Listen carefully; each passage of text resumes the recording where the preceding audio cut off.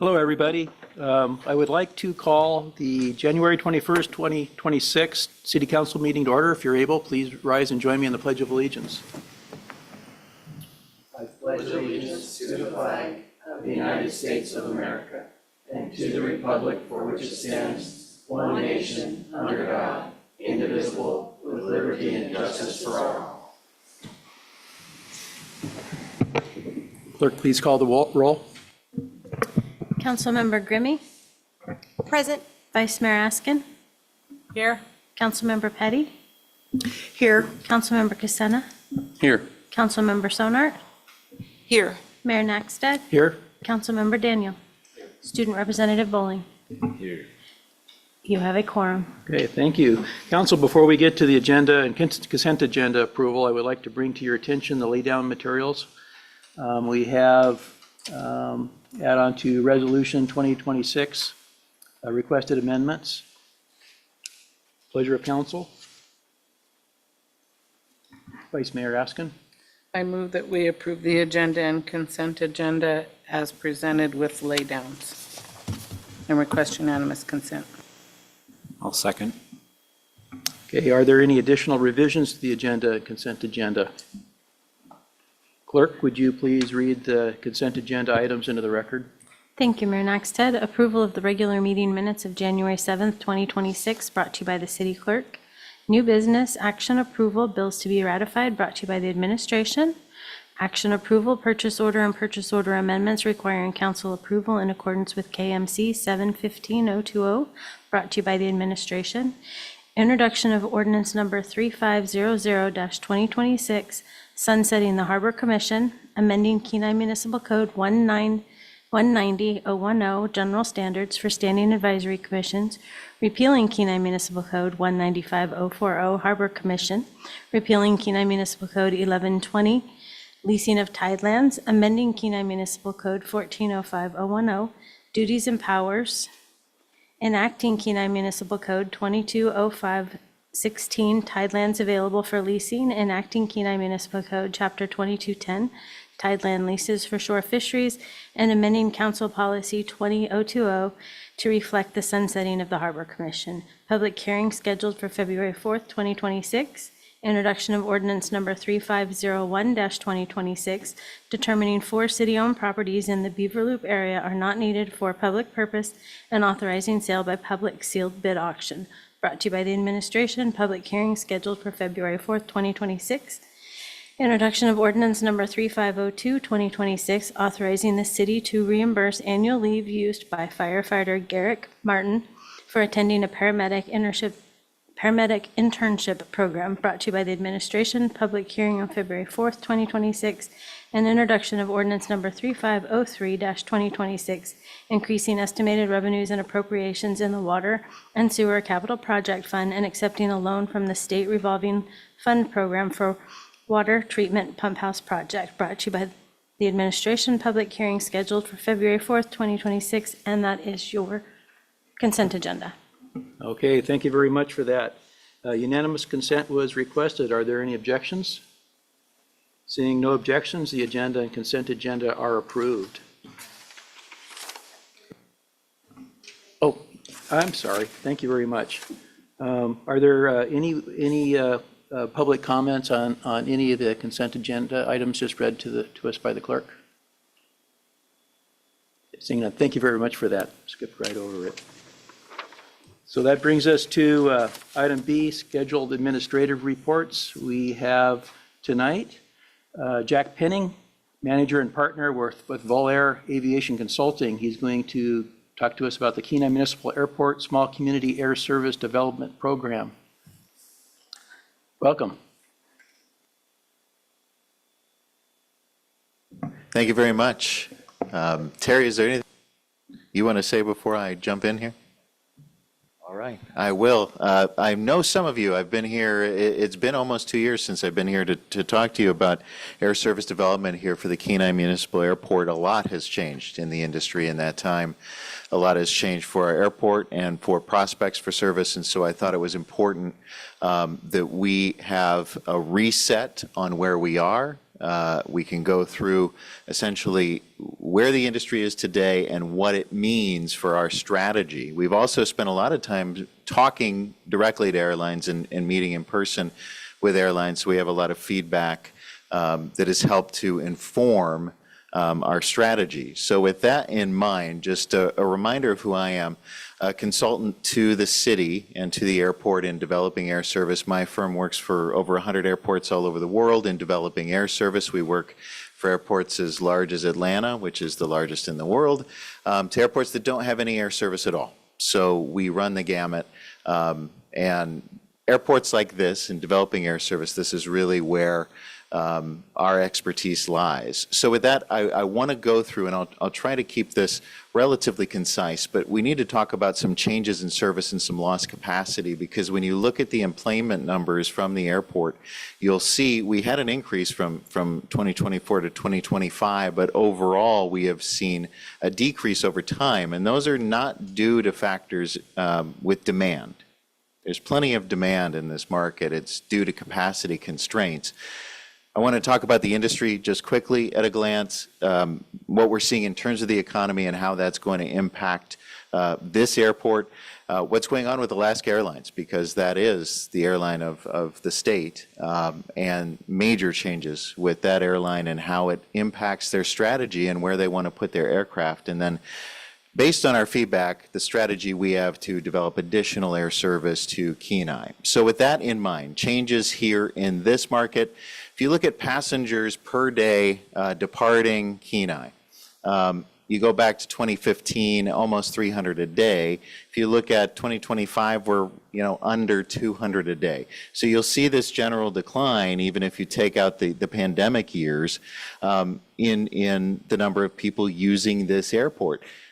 Down 31% from the peak, but the big thing I want you to keep in mind, we're down 84 daily departing seats.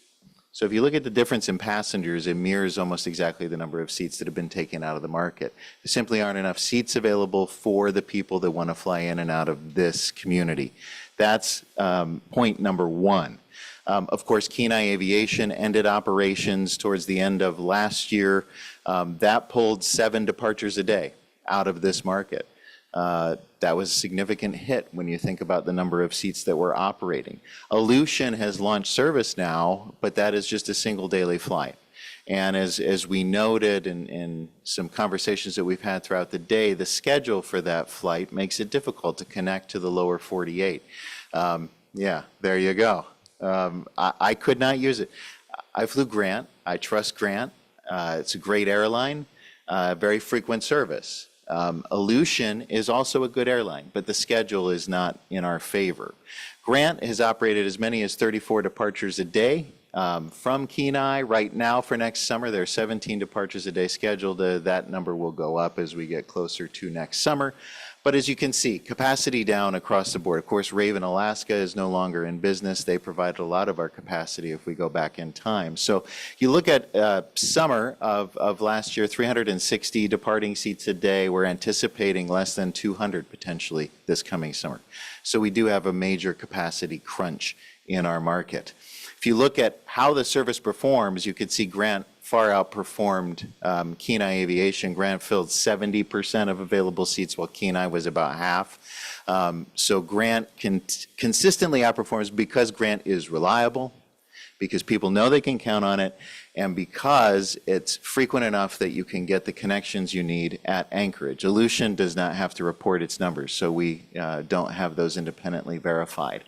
Kenai passengers also suppressed by high fares. Look at the average fare. Now, this is the combined fare of when you buy your ticket from here to Anchorage and then you buy another ticket beyond Anchorage. That's the one-way average to the final destination, $364. And you can see consistently high over time.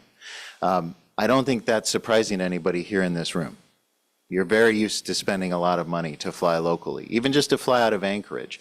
Part of it is isolation, but this does suppress those who can use the service. So our average fare, though, just from here to Anchorage is $145 one way, and that's what I spent to fly.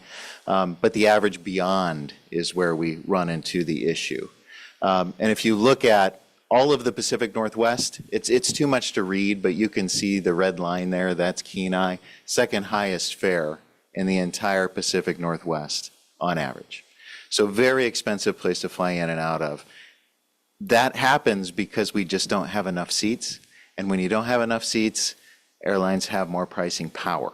That's just the nature of the economy. So our passengers spend almost $100 more than the average in each direction. Very, very expensive. You look at why, Kenai has the number of passengers it has. The issue is the fare, and 93% of those who are flying to and from our primary market area use Anchorage. No huge surprise there. So that's what's going on here in Kenai. Obviously, from our perspective, our independent analysis would say there simply aren't enough seats, and it's incumbent upon the airport to recruit additional service. That's the bottom line, to serve the community better. You look at what's going on in the industry, though, and this really does inform what kind of service is even possible right now. We are seeing a period of slower economic growth. You can see as we're falling here towards the right side of that graph. We have the tariff uncertainty. We saw that just in the last 2 days. We had new tariffs for Europe, and then we didn't have new tariffs for Europe, and the market dropped. The stock market dropped to over 2%, and then it was up a point and a half today. So that uncertainty is causing people not to want to spend money and travel. We have high corporate debt. The labor market is somewhat weak, a little different here than in the rest of the lower 48. But what we are seeing is a huge wealth gap that is changing how people travel. The top 10% of wage earners in the United States now have 50% of the wealth. And that top 10% now accounts for 60% of all air travel. Just the top 10% of wage earners take 60% of the seats. So airlines are increasingly reliant upon those who have more income, and they're increasingly pricing out those who have less income. And that has been a trend over the last 2 years.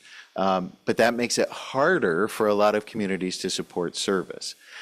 You look at that premium revenue, first class on average is 17% of the seats that are offered, but it generates half of the money that airlines make. Well, we don't have that kind of service here, so airlines can't charge extra. But this shows you how reliant our airlines now are on those who make more, and that's probably not sustainable.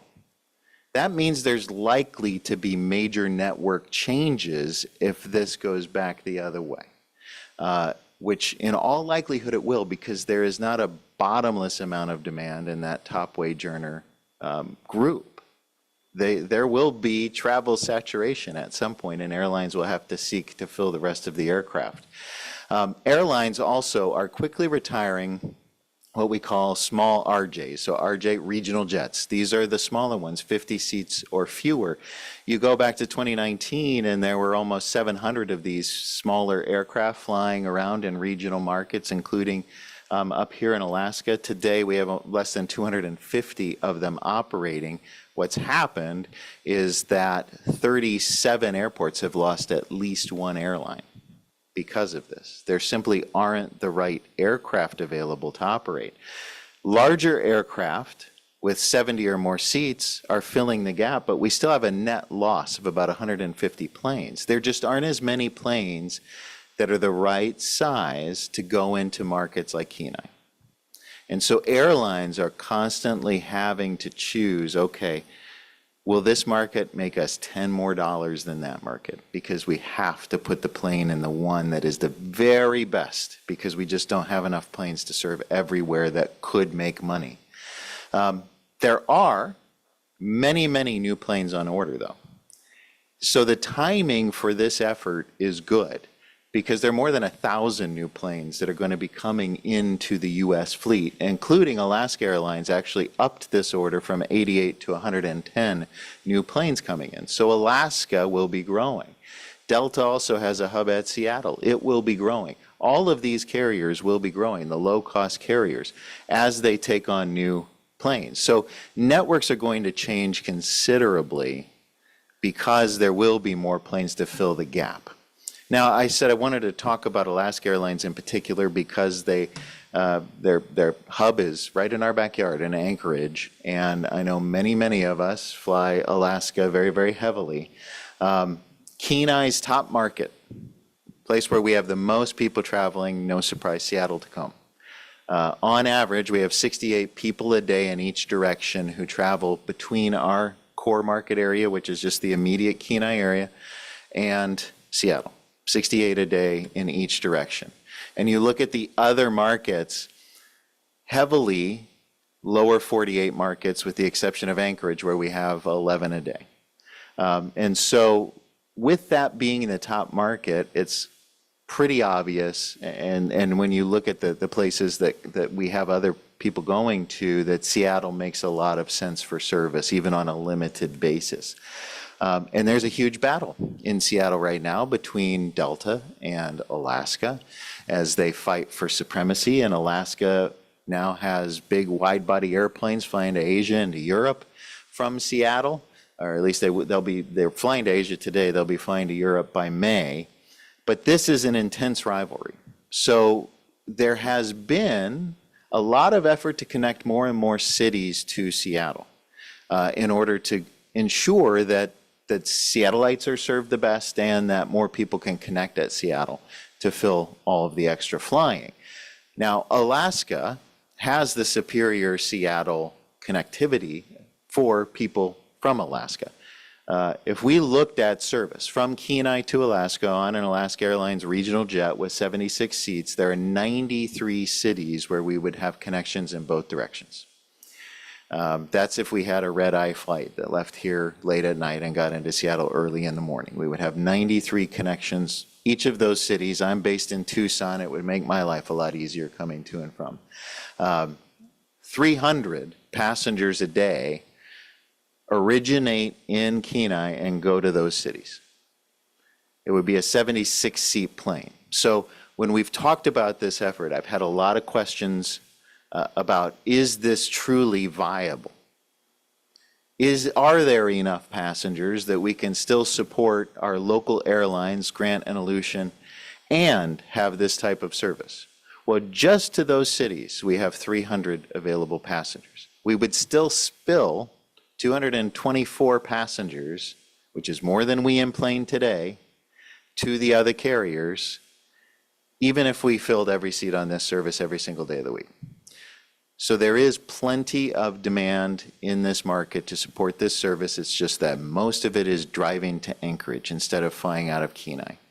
So the Kenai airport could better serve this region with this type of service.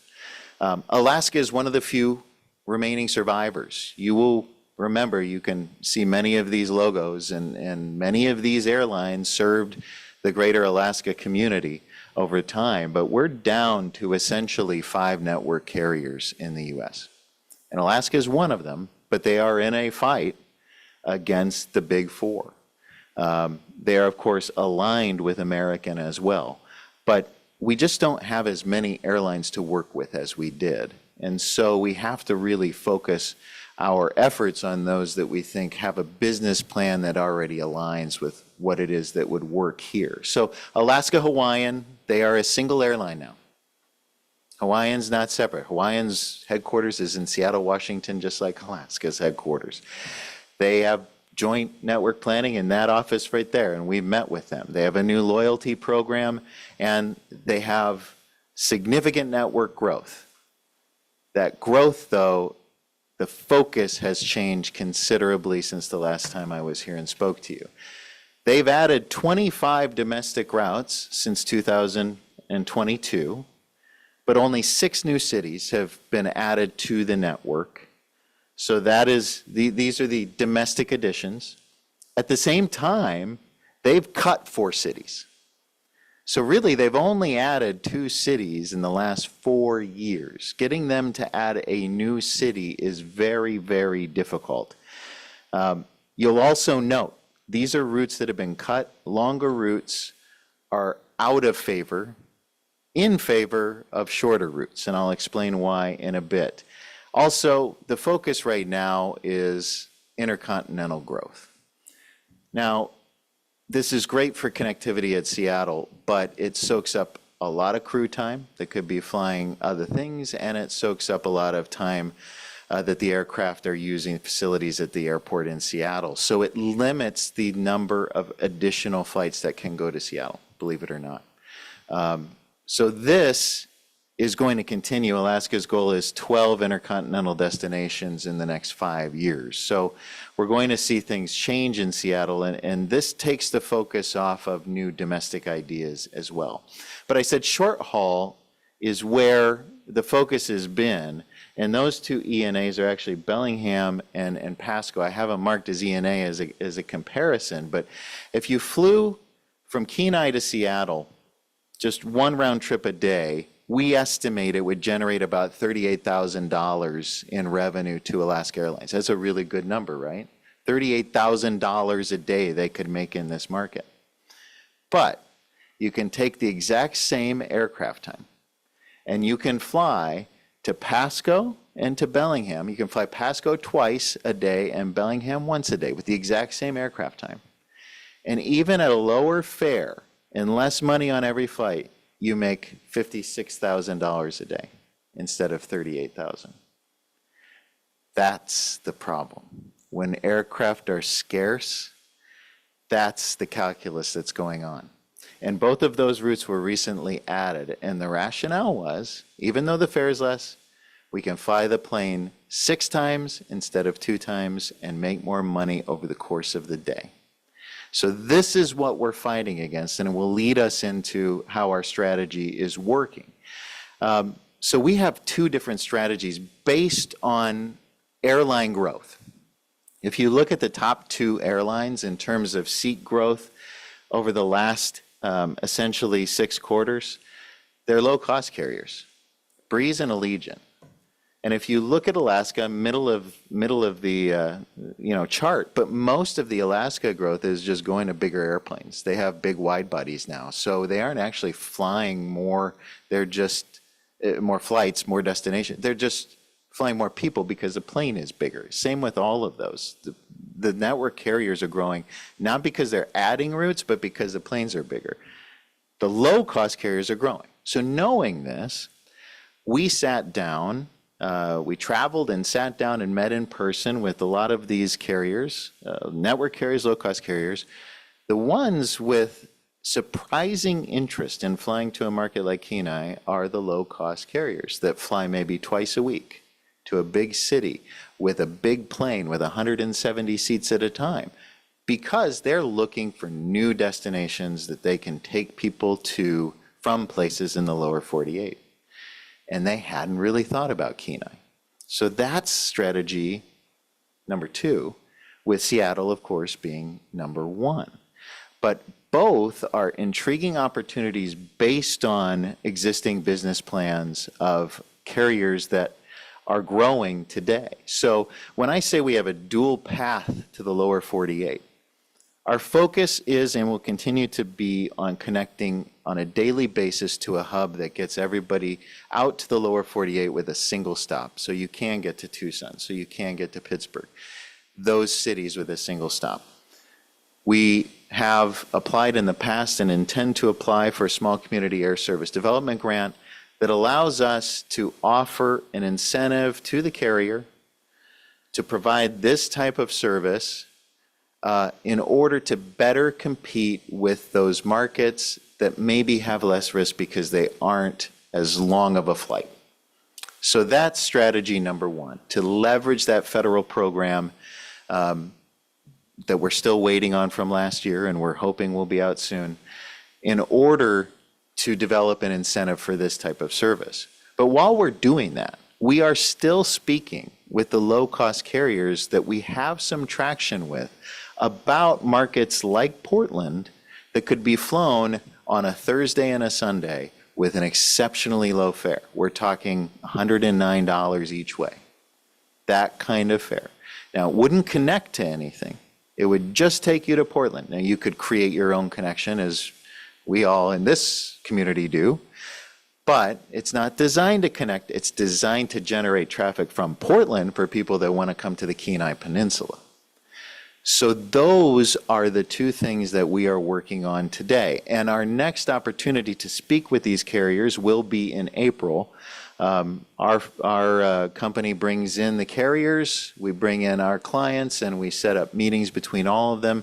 We'll be meeting in California with those carriers in mid-April to discuss this and take this a step further. Either path, though, is going to require some kind of incentive or risk mitigation. And so that's why we talk about this grant. So what the grant allows us to do is agree on the amount that the service is going to cost. So every flight will cost X. If the revenue, the amount that the people spend on fares is above that number, we don't pay anything out of the grant. If it's below, we reimburse the difference to remove the risk in the first 2 years of service. That's what the grant is for. But airport fee waivers, very, very common, where we don't charge for a landing fee or for terminal rent for the first 2 years. We also need to better develop with the surrounding communities a marketing plan, especially for low-cost service, for who we are. Kenai Peninsula is real Alaska, right? That's how I feel about it as someone who comes and visits. This is what Alaska looks like in all the picture books. But we need to tell people that, because when people in Portland are thinking about coming to Alaska, they think about going to Anchorage and then getting in a car. So there's work to be done there. So we need to think about, as we work through this process over the next months, over the next years, local and state sources that we can leverage in order to better tell the story if and when we do secure service. So this is hard to read, but I want to point out the routes that Alaska has grown into, virtually all of them have the type of incentive I'm talking about. Millions of dollars. This combined group, over $10 million in incentives that went to Alaska Airlines to begin these services. Now, in many cases, the incentives aren't used. San Luis Obispo, the county put in $2 million. That money is still sitting there after 4 different routes because it was never needed. But some of them will certainly use some of this funding. But in order to compete for that airplane, we have to go through this process and develop this funding, especially through the federal program and through our application. So with that, I went, I think, 2 minutes longer than I wanted to go. I apologize for that because I know you have a big agenda, but happy to take questions. And thanks again for having me. I think this reset is really important. This is a great market. This is a highly underutilized airport, and we want to do what we can to improve that. Okay, thank you, Mr. Penning. Thank you very much. Council, any questions? Councilmember Petty? Yes, sir. Thank you, Mr. Penning, for this very informative presentation. With the federal grants that you're speaking of, is that federal dollars that we could compete for to come into our community?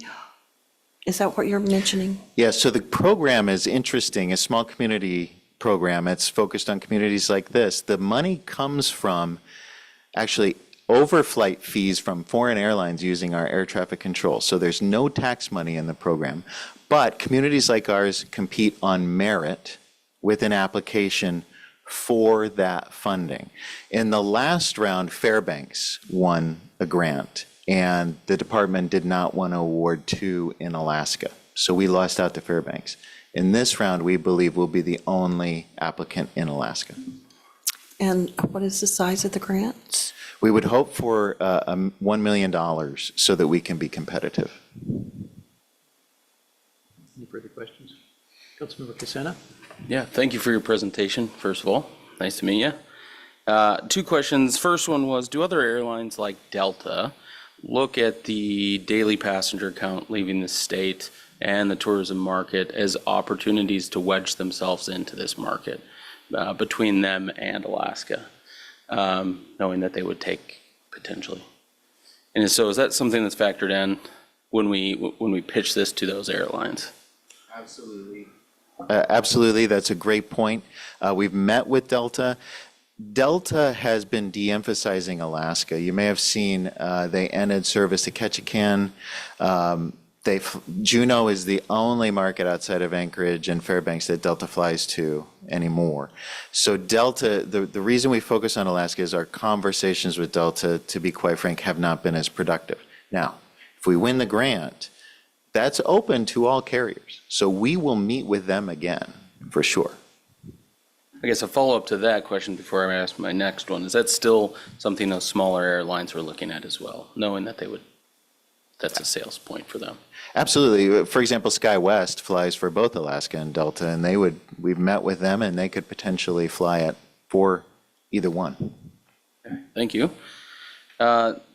The other question I had for you, you mentioned grants, waivers, borough-wide marketing.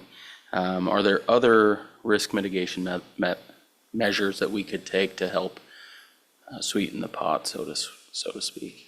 Certainly, one of the things that we look at, and we have not done this homework here, is the business community and how they use air service.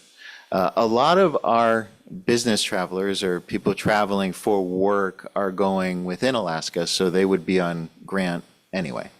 But if we better understood where our business travelers are going in the lower 48, number one, and how that's going to change with new investment, that would help us explain to the sales departments at these airlines which companies they should be working with on corporate contracts, which could help. Okay, thank you. Thank you. Any further questions? Councilmember Daniel. Thank you, Mayor Naxted. Appreciate you coming down again and visiting us. I know you don't have a crystal ball, but if we were competitive and we won the grant, what does that look like after? What are the next steps for us at that point? So hopefully, say the grant comes out tomorrow. It would be due probably within 60 days, so that puts us at the end of March. 90 days till an award. So we're looking midsummer for an award, which puts us in a very good position to at least discuss summer of 2027 with carriers. It doesn't mean we would for sure have success by that point. But if everything went perfectly, we could be talking about summer of 27. More likely, we're into 2028, that time frame. That's not a horrible thing, because there are some things that would need to be done at the airport. For example, we have to get TSA back. That's a process. That's the financials of that process are on the TSA, but it takes time. So once we have a grant, we're working to secure a letter of intent from a carrier. When we have a letter of intent from a carrier, we're working to get a timeline from TSA on when they can be here, and we've got to ensure that screen passengers are separated within the terminal, so there may need to be some new walls installed in the terminal. And then to ensure that the security plan for the airport is up to the TSA standard. Once all of that is done, service can begin. Any further questions? Councilmember Gremme. You mentioned Fairbanks received the grant previously. I know it's a different airport, a different market, larger than Kenai substantially. And some of those things are already in place. TSA is already there, et cetera. How, despite those differences and challenges for Kenai versus Fairbanks, how has that grant been playing out for Fairbanks thus far? What has worked and what hasn't worked? So that grant was written for service to Dallas-Fort Worth. They have not secured that service. That's going to be a challenging route because it is so far. The risk, I mean, we're looking at almost an 8-hour flight in one direction. So the risk is, the cost of that operation is $75,000 each way. So the grant is very tiny relative to the cost of operations. So I think it's going to take time to formalize that with the carriers before they have success. Now, you have 5 years to use that funding. So they're well set for the next several years as they recruit it. Fairbanks has seen growth in service because they now have 2 flights a day to Portland. They've done well. But that particular grant is going to be difficult to see through. About half of the grants that are awarded never result in service. So am I hearing you say that it might be a better path to success for Kenai if awarded this grant if we were if we bit off a little bit more at a time than basically trying to go to the other end of the country? I mean, quite literally, Alaska to Texas. Would your suggestion be that we start smaller, a little bit more manageable, and use that to show, look, this is working, and then grow from there? Yeah, I think that's why Seattle is such a great market, because that is the closest in the lower 48. It's about a 3-hour stage, 3.5-hour stage, so it's not exorbitantly long. You can fly it with a 76-seat plane instead of a very large 200-seat plane, and so you can reduce a significant amount of the risk with the amount of the grant we're talking about, rather than a huge long haul where the risk is exceptionally high. So I think you keyed in on why we chose the strategy we chose. Any further questions? I don't see any, but I want to say thank you. And what was on my mind, of course, how soon, how quickly can we do this? And I was concerned about timing, but you did answer that question. We have our runway going to be out of service basically next summer. So, and that would be the prime time. So the 27, 28 certainly would work for us. So anyway, thank you very much. Thank you. Thank you all.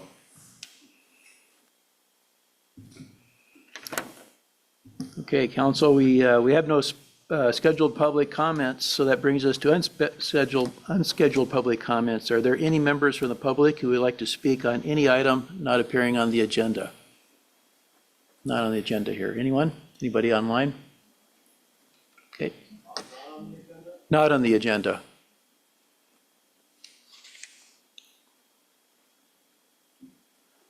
Okay. No.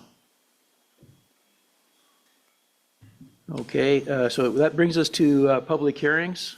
The first public hearing we have is ordinance 3498, 2026, increasing estimated revenues and appropriations in the general fund to provide supplemental funding for election costs in excess of budget amounts for the purpose of conducting a special election, brought to us by the clerk. Pleasure of council. Vice Mayor Askin. I move that we adopt ordinance number 3498, 2026. I'll second. Moved and seconded. Are there anybody from the general public that would like to speak to ordinance 3498, 2026? Seeing no one, that bring it back to council. Discussion from council.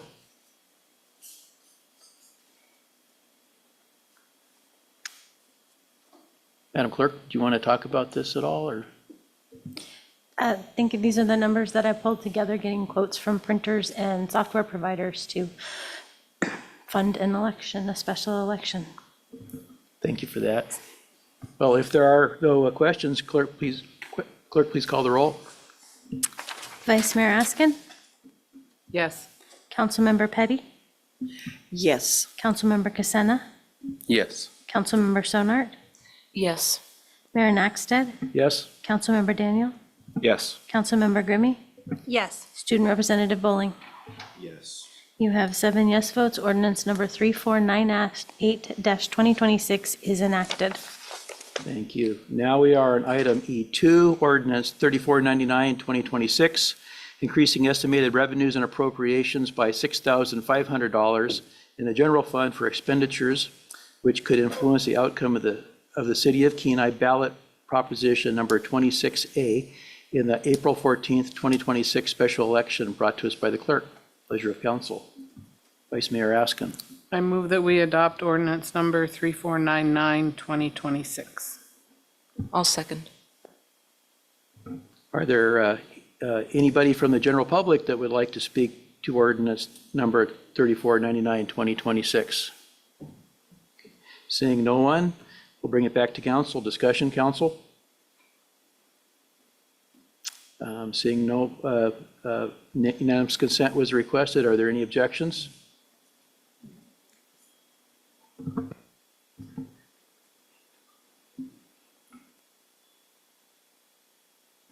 Councilman Askin, you're asking me something and I can't hear you. This is an ordinance. We have to ask for the roll. Oh, it is. I was writing off my script. I apologize. I knew that, and I was going to correct that, but roll call, please. Thank you. Councilmember Petty, Yes. Councilmember Casena, Yes. Councilmember Sonart, Yes. Mayor Nakstad, Yes. Councilmember Daniel, Yes. Councilmember Grimmy, Yes. Vice Mayor Askin, Yes. Student Representative Bowling. Yes. You have 7 yes votes. Ordinance 3499-2026 is enacted. Thank you very much. Now we have item E3, Resolution 2026-02, adopting the city's capital improvement plan for fiscal years 2027 through 2031, brought to us by administration. Pleasure of council. Councilmember Askin. I move we adopt Resolution 2026-02 and ask for unanimous consent. I'll second. Moved and seconded.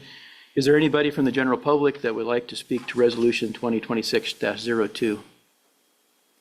Seeing no one, we'll bring it back to council discussion. Council?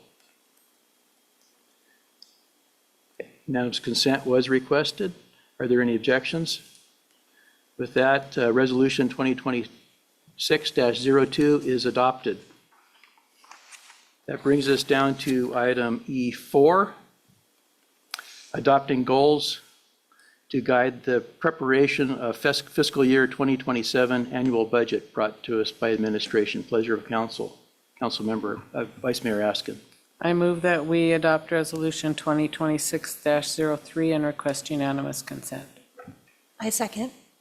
Okay, moved and seconded. Is there anybody from the general public that would like to speak to Resolution 2026-03? Seeing no one, bring it back to council for discussion. Unanimous consent was requested. Are there any objections? Seeing none, Resolution 2026-03 is adopted. Now we're on item E5, Resolution 2026-04, authorizing budget transfer with the Kenai Recreation Center Improvements Capital Fund, brought to us by administration. Pleasure of council. Vice Mayor Askin. I move we adopt Resolution 2026-04 and request unanimous consent. I'll second. Is there anybody from the general public that would like to speak to Resolution 2026-04? Seeing no one, we'll bring it back to council. City Manager, would you like to speak to the budget transfer on this one? Since we don't have any questions. Thank you, Mr. Mayor, members of council. So this resolution takes remaining funds from 2 completed capital projects. We had one project that refinished the gym floor over there. We appropriated, we being council, you appropriated $75,000 to complete that project.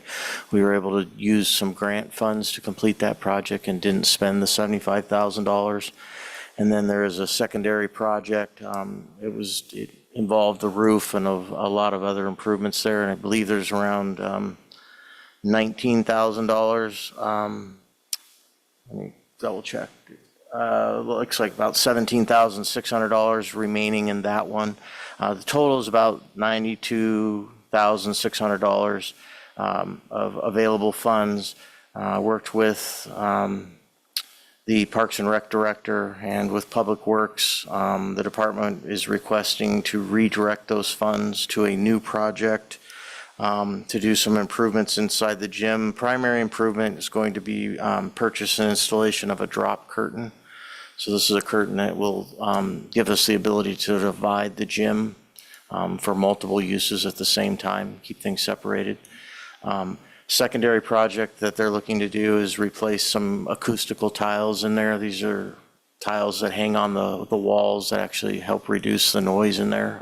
Can get quite loud with a lot of activity. And then if any remaining funds, they'd like to potentially do some improvements or repairs to the scoreboard that's in there. But they've identified those and are asking to redirect these funds from completed projects to be able to use for those new projects. Thank you, City Manager Eubank. Any questions of the City Manager? Unanimous consent was request. Councilmember Casena, go ahead. Thank you. I may have missed it, but if you mentioned it, I apologize. This would help go towards a capital improvement project that they already have on schedule for Parks and Rec. Is that correct? They had a drop curtain on one of their items years ago. City Manager Eubank. Yeah, thank you, Mr. Mayor, Councilmember Casana. I'm not aware of a prior plan. It could have been in a capital plan. I don't recall. I apologize, but yeah. So Okay. I know it's a priority Yeah. for them. All right, thank you. Councilmember Graham. I wanted to say two things. One, I appreciate, again, seeking and utilizing grant funds to reduce the city's financial output.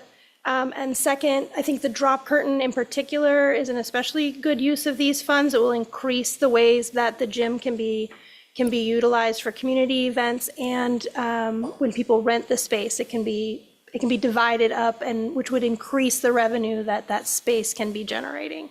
So I think those two things considered, I think it's an especially good reason to allow these funds to be reallocated. Any further comments, questions? Unanimous consent was requested. Are there any objections? Okay, seeing no objections, Resolution 2026-04 is adopted. Now we have item E6, declaring a 20-foot pedestrian easement on Lot 48, Shoreline Heights, 2023 edition, plat KN 2024-83, and as set forth on the attached Exhibit A, is not needed for public purpose, and consenting to the vacation of the easement brought to us by administration. Pleasure of council. Vice Mayor Askin.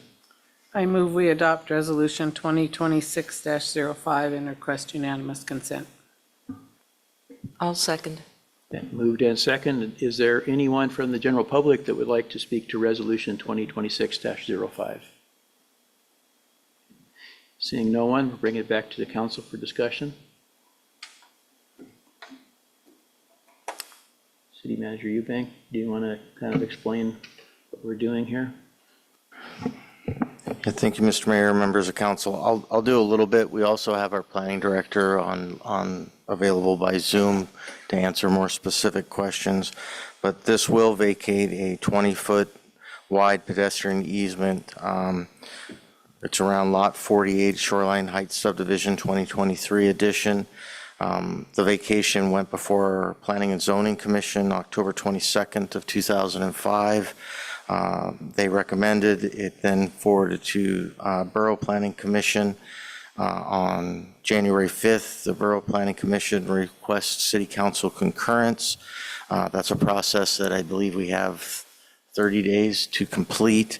What I'd like to point out to council is that silence is concurrence. So if council takes no action, then that would be concurring with the vacation, and the borough would go ahead and execute. So the only way to stop this would be to vote against. And I can ask Mr. Bootner to explain more about why the vacation is taking place there in Shoreline Heights. Good evening, members of council, through the city manager, Mr. Eubank. This vacation, back when the original plats and patents were put through, was to allow people to have access to the beach via the bluff. Currently, the way that this particular subdivision's been laid out, Lot 48 is the northeast corner of the shoreline. So it's the inland lot on Pay Drive at the very north end. The current pedestrian easement on the east side terminates on private property. There is no connection to anything other than someone's private property. To the west, we're not vacating that piece, so theoretically there is still access, public access down to the beach. This particular easement, being 20 feet wide, prohibits the landowner to develop that to the best and fullest extent that they want. We are retaining a 10-foot utility easement on the north end for a water line, I do believe. This just allows an extra 10 feet that they could put possibly a shed or a shop or something on their property should they want to in the future. And again, it's a literal path to nowhere. Thank you for that. Any questions for council? I concur with the vacation of the easement. It really doesn't serve a purpose, and I think when it was conceived to go to the beach, which it doesn't now, it was probably not the greatest idea either for a 20-foot pedestrian path that goes to an 80-foot bluff. But anyway, that's how I saw it there. So anyway, if there's no further discussion, unanimous consent was requested. Are there any objections? Seeing none, we have Resolution 2026-05 is adopted. So that brings us to item E7, Resolution 2026-06, scheduling a special election for April 14th, 2026 for the purposes of providing for submission to the qualified voters of the City of Kenai the questions of amending Kenai Municipal Charter Sections 10-1, annual election time, brought to us by the entire council here, Askin, Sonart, Daniel, Casena, Remy, Petty, and myself, Naxted. Pleasure of council. Vice Mayor Askin. I move we adopt Resolution 2026-06 and request unanimous consent. I'll second. Is there anybody from the general public that would like to speak to Resolution 2026-06? Seeing no one, we'll bring it back to council. Council discussion.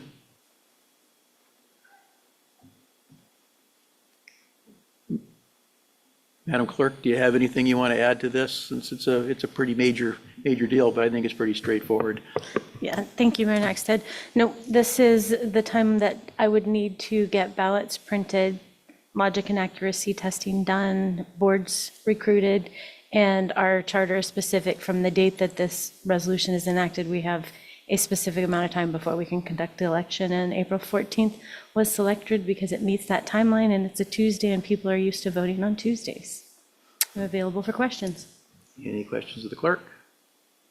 Seeing none, unanimous consent was requested. Are there any objections? Okay, seeing none, Resolution 2026-06 is adopted. So now we are on item E8, Resolution 2026-07, providing for submission to the qualified voters of the City of Kenai at the special election to be held on April 14th, 2026, the question of amending Kenai Municipal Charter Section 10-1, annual election times to provide that the annual date of the city's general election is aligned with the current annual election date of the Kenai Peninsula Borough, brought to us by Askin, Sonart, Daniel, Casena, Grammy, Petty, and Naxted. Pleasure of council. Vice Mayor Askin. I move we adopt Resolution 2026-07 and request unanimous consent. I second that. Okay, thank you. Moved and seconded. Is there anybody from the general public that would like to speak to Resolution 2026-07? Seeing no one, I'll bring it back to council for discussion. Council? Councilmember Petty. Just to have it on the record, because this special election, because of the election rules were in our city charter, the council could not change it. It had to go before the voters. So that's why all these resolutions are coming forth for us, so that I wanted that to be on the record, so that anyone who would be listening to this would wonder why we just didn't go ahead and change it. And it was because it was in the city charter, and with our rules for the city charter, it has to go before the voters. And because of the borough changing it in the last election, we'd be all alone, and it would be more costly for the city to have an election outside, not in conjunction with the borough. And I know that Soldotna was able to change it with just their council, but that was because it was not in the city charter. Because ours was in the city charter, we have to have a special election. So I just wanted that stated for the record. Okay, thank you for that. Appreciate that. Any further discussion? Unanimous consent was requested. Are there any objections? Resolution 2026-07 is adopted. Now we're on item E9, Resolution 2026-08, providing for submission to qualified voters of the city of Kenai at the special election to be held on April 14th, 2026. The question of amending Kenai Municipal Charter, Section 10.1, annual election times to set the fixed date of the city's annual general election in 2026, and therefore remove the fixed date of the city's annual general election and authorize the city council to establish the annual general election date by ordinance, brought to us by the entire city council here. Askin, Sonart, Daniel, Casana, Grammy, Petty, and Naxted. Pleasure of council. Vice Mayor Askin. I move that we adopt Resolution 2026-08 and request unanimous consent. I will second that. Moved and seconded. Is there anybody from the general public that would like to speak to Resolution 2026-08? Okay, seeing no one, bring it back to council. Council discussion. Councilmember Grammy. I just want to make note that I think having these set out separately clearly illustrates how the council felt about this issue in our last meeting and at our prior work session. And it makes both questions very clear for the voters to be able to answer both questions independently of one another. Thank you. Councilmember Daniel. Councilmember Grammy beat me to it. It was basically that, but a follow-up, but perhaps the clerk wouldn't mind giving a brief overview of why they're separate like that, just so for the public, if you don't mind. Clerk Sainer. Thank you. So the first question is the question that was put to borough voters at last election, was moving their election to the same date as the state. And that is what our first question would do, is align that. The second question does the same thing, but it only makes it for 2026 and then allows future election dates to be set by ordinance and municipal code in the future for council. Available for additional questions. Thank you. Any further discussion? Okay, unanimous consent was requested. Are there any objections? Seeing none, that leaves Resolution 2026-08 as adopted as presented. That brings us to item E10, Resolution 2026-09, authorizing contract for design of a new approach procedure for the temporary runway to be used during the main runway rehabilitation project, brought to us by administration. Council member or Vice Mayor Askin. I move we adopt Resolution 2026-09 and request unanimous consent. I'll second that. Is there anybody from the general public that would like to speak to Resolution 2026-09? This is your opportunity, because I know what some of you are here for. If you'd speak state your name and what city you live in, or general area, please. Yeah. And if you could turn on the light, if the light comes on red, you're good. There you go, Travis. All right, I'm Travis Penrod. I live in the, just outside the city, but I work for Hillcorp out of the airport flying the Otter. And it was a surprise to all of us that the runway, not that it was being resurfaced, that we weren't going to have an approach to go in. It's vital for us. We use it, between 15 and 20 flights a day. And a lot of times that is IFR, which means you need an approach to get in. The question that I have, and I had talked with the airport manager and then Terry, the city manager, it sounds like there's a company that's going to put the approach in. I know we have put in approaches on the west side for our facilities on the west side of the Cook Inlet, and they're amazing. It's a GPS approach, and before you select, just things that our director of operation was concerned with is there going to be approach on both ends with the provider who's going to build the approach, and are the minimums, the other person, the minimums were going to bring you down to 250 feet and 1 mile viz. And if the person who's going to be putting in, or the company's going to, are they going to give you those same minimums? It sounds like April, yeah, I think it's May 15th, isn't it? That it's going to be put in by, is if that person's going to guarantee it, or is it going to get pushed further into the summer? Before you select whoever does it, all we want is to make sure we have an approach to fly it. For those who are questioning whether to adopt it, I mean, I can't even imagine Kenai going an entire summer without an approach with the amount of traffic and stuff we've got coming in here.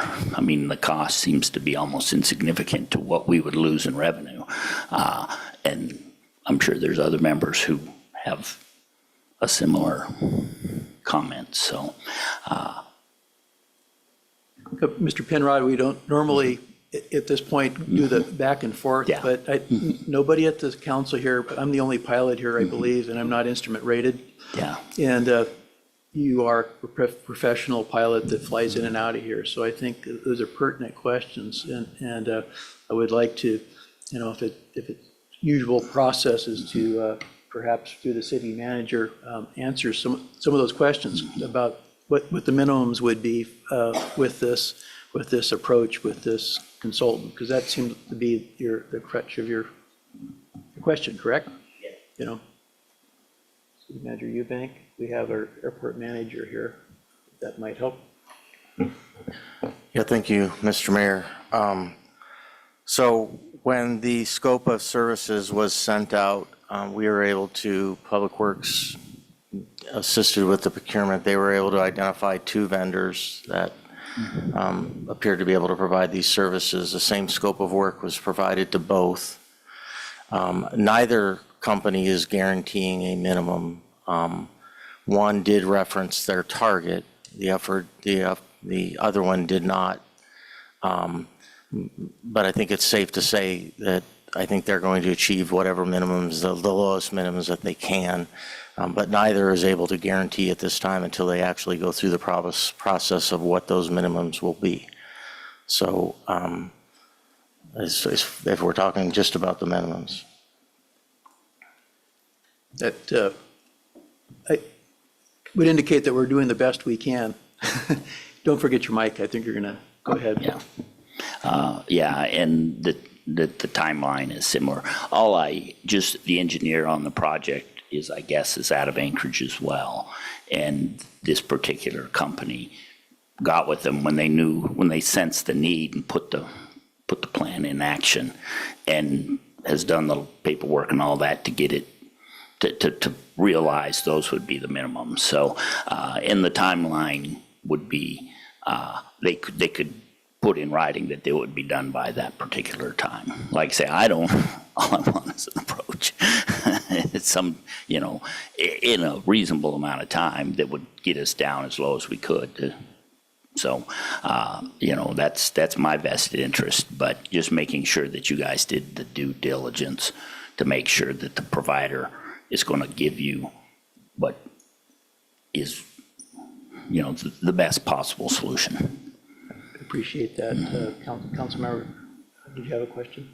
I did, thank you. Forgive my continued ignorance about many things, but would you mind explaining what an approach is and the importance of an approach for those of us who might just use planes?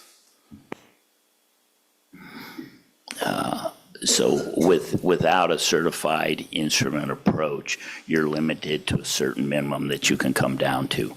So if the clouds are below that minimum where you can see visually, then your only option is to fly a published instrument approach using instruments in your airplane to get down to a lower minimum. The more precise you can do it, the better, which gets you down lower. So when I say, they have minimums of 250 feet, that's above the ground, and a visibility of 1 mile. Right now, the approach coming into Kenai, for the active runway that they have on the lowest approach, gets you down to 200 feet. and the minimums are a half mile. So this one is really close, and I know that the approaches that we had put in across the inlet get us down to those minimums, and that's flying into the Beluga airstrip, which is a gravel strip. So very precise. And the same instrumentation is available here at Kenai, the GPS, and it's augmented so you can get it down even lower, even more precise. So, but without anything, you're limited to a very high altitude for coming in, and you're just not going to be able to do it a lot of the time. Commercially, it'd be devastating for people not to be able to catch their flight.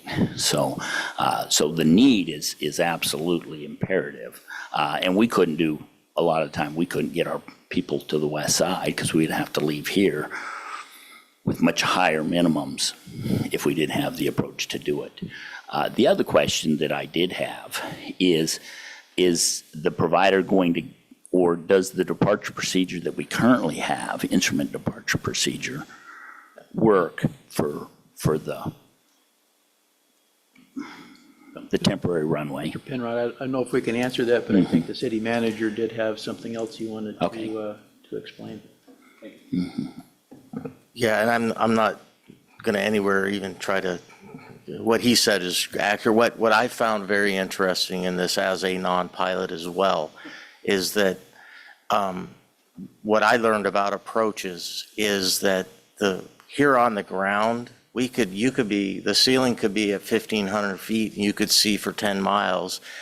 The problem is that if the aircraft is above the ceiling, so if the aircraft's at 2,000 feet and the clouds are below it, they can't descend into Kenai without an approved approach. They can't even, this isn't all about landing. And that was really difficult for a non-pilot like me to comprehend. This is about not only a landing, but descending through a cloud layer. You have to have an IFR approach approved in order to do that. Once you're below the cloud layer, if it's at 1,500 feet and you can see 10 miles, you can go visual flight rules with VFR, which doesn't require an instrument, and you would be fine. But we're not just talking about when it's really bad weather here necessarily on the ground. It can be where that cloud layer is between here and Anchorage that could really disrupt service. Some of the weather data that we were able to get at, it looked like you would see probably between a 10 and 20% failure rate.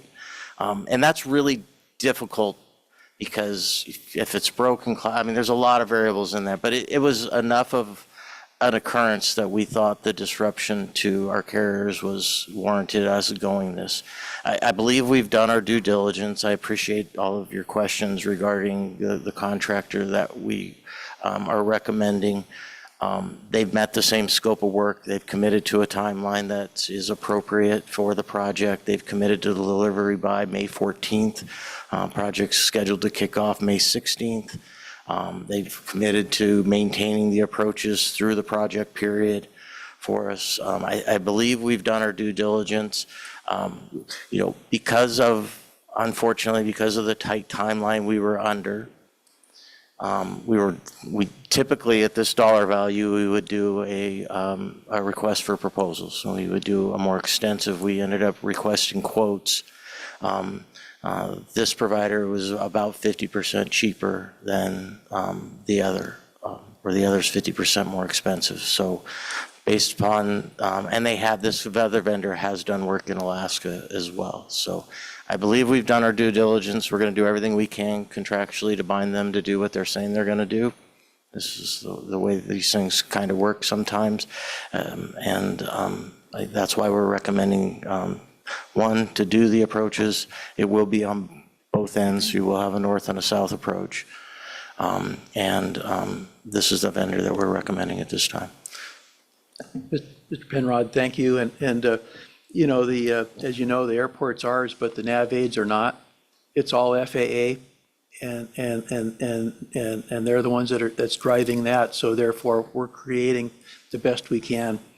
And it sounds like it's a work in progress, like I mentioned before. So, I would say that as we enter into this, you might want to check with the airport manager where her office is there, and kind of get updates on that. But does that satisfy most of your questions yeah. that we can actually answer? Oh, no, that's it. And like I say, the approach for everybody, this is critical from a pilot who flies in here, been flying in here for 40 years. It's critical. I mean, to say, no, we're not going to do this would just be, it almost be, reckless, because we have so many important things happening. So that's the main thing, having another vendor that can do it in the state of Alaska, that gives competition for other work that needs to be done on the Kenai Peninsula. You know what I mean? So if they can do it, that'd be great. Thank you, Mr. Penrod. Questions? Yeah. Is there anyone else from the public that would like to speak? Alex, if you want to state your name and generally where you live, that'd be great. Good evening, Mr. Mayor, members of the council. I'm Alex Agosti. I live just outside of Kenai city limits off of K Beach. It sounds largely like most of the questions were answered by City Manager Mr. Eubank there regarding timelines and utilizing a different vendor, or at least a different bid, putting it to bid, so to speak, with an additional vendor. My last concern, which isn't addressed, the timeline is very critical, that this needs to be put in place before the runway becomes unusable and we cannot utilize these approaches. So for example, I fly for Guardian Flight here locally, the medevac service out of the Kenai Airport. I've been flying for them for the last 3 years and flying professionally for the last 10. Some preliminary weather data that I have pulled in 2025, which is a fairly good weather year, so to speak, as Kenai. We all remember the year prior to that, and it was rather nasty. So looking forward from a good weather data year, 2025, we had 140 days where we had that IFR weather where it was 130 to 140, somewhere sitting in the middle there, where an approach was going to be necessary, absolutely necessary, not even just from the bare bones safety perspective, but from the legality perspective as well. So absolutely critical. And I do appreciate that the manager spoke about not just from the landing perspective, but also above the cloud layer. You have to think of it not metaphorically from the 2,000-foot view, but realistically from the 2,000-foot view. And without getting into the legal jargon and aviation rules and regulations for instrument flight, the minimum en route altitude for our local area around the Kenai Airport is 2,000 feet, both north and south of the runway. So we have to look at it from that 2,000-foot view of we need to be able to get below that layer. So when you aggregate that weather data of 2,000-foot rough weather ceiling days into those 140 days, roughly, approximately, of IFR days, you get an additional 96 days annually where our operation would be extremely affected. So anywhere from 226 to 236 days out of the year, our operation could potentially be hindered. So I think it's really important to look at that from not only an economic vitality standpoint, but from the standpoint of human welfare and well-being. We operate critical care medical services from the Kenai Airport, and we love serving our community and want to continue to be able to do that.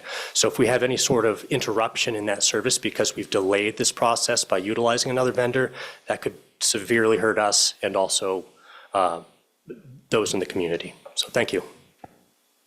Would you mind sitting for questions if council has any questions for you, Mr. Agosti? Thank you. Is there anybody else from the general public that would like to speak to Resolution 2026-09? Come forward, state your name and generally where you're from. Hello, everybody. I'm Gareth Block. I live in Anchorage, but I've worked for Grand Aviation for 14 years, and I've been part of this operation for a long time, and it's a vital part of our whole company. And most of my questions were answered in the previous discussion. I just wanted to speak more to the logistical side of it, like with the two approaches and everything like that, how important that would be for us. And the level of disruption would be really high if our timelines didn't match up. June 1st, we moved to usually our summer schedule. We increase our flight load and everything like that. And the degree of disruption we would experience would be really high if there were delays in that approach process, and the number of flights it would affect for us would be pretty significant, and it would cause a lot of disruption for passengers coming in and out of the community. And we're just concerned of making sure that the timelines match up. And I know with different vendors and stuff, delivering on certain timelines is a big deal. And I just wanted to make sure that we're understanding the criticality of this with the community and access to flying in and out of Anchorage. Okay, thank you, Mr. Block. Is there any questions from council for Mr. Block? I'm concerned too, so we're going to get this taken care of. Thank you. Thank you. Anybody else from the general public that would like to speak to Resolution 2026-09? Do we have anybody online? Okay, so seeing none, I'll bring it back to council.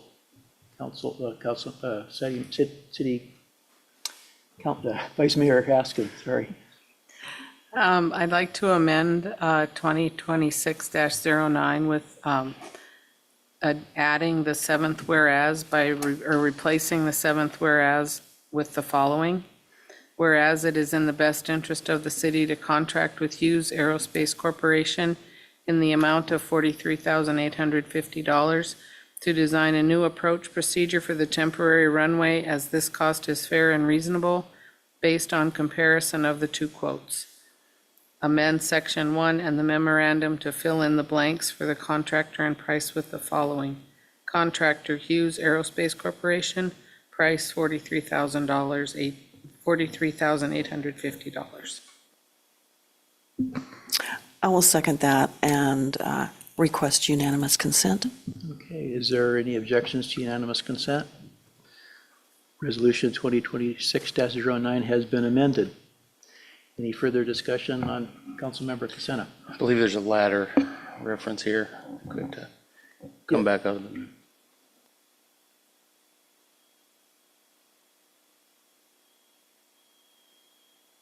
Resolution 2026-09 has amended. Councilmember Daniel. Thank you, Mayor Naxted. Yes, I fully support this base. It would be devastating is a good term to use if we don't have these approaches in place. So I really appreciate you all coming out and explaining that to us, especially as non-pilots. I guess my question is, how, for next time, not placing blame, how do we miss this?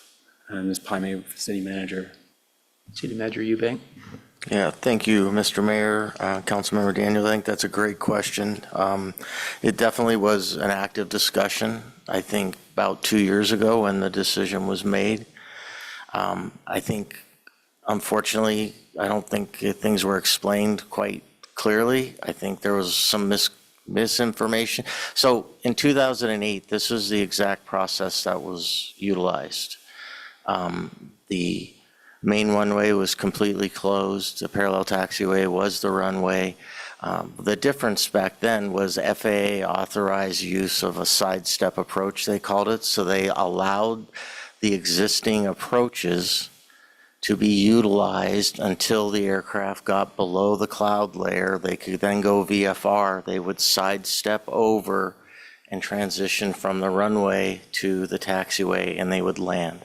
That is no longer evidently an acceptable practice. The FAA has made it abundantly clear that they will be issuing a NOTAM, which is a notice to airmen. That's how they communicate with pilots regarding restrictions or things on airports. They will be notoing off any of our current approaches because they will not allow approaches to closed runways. So I don't think that was clear when the runway safety plan came out for this project. It became abundantly clear. There was a conference call Monday, Mary, with 27 users of the airport that participated in that. Honestly, the decision had already been made that this is the direction we were going. But again, that was just reinforcement of the potential impact to operations at the airport. So I wish it would have been made. I wish we'd have had better communication. I certainly think lesson learned, but I think that's why we're kind of put a little bit behind the gun timing wise.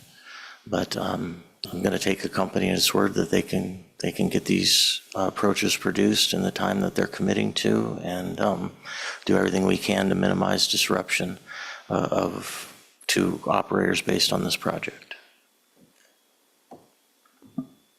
Councilmember Daniel. Just a follow-up, I really appreciate that, thank you. And it wasn't a placing blame, it was more of a, what can we do in the future? So I appreciate we're taking care of it and bringing this forward, so thank you again.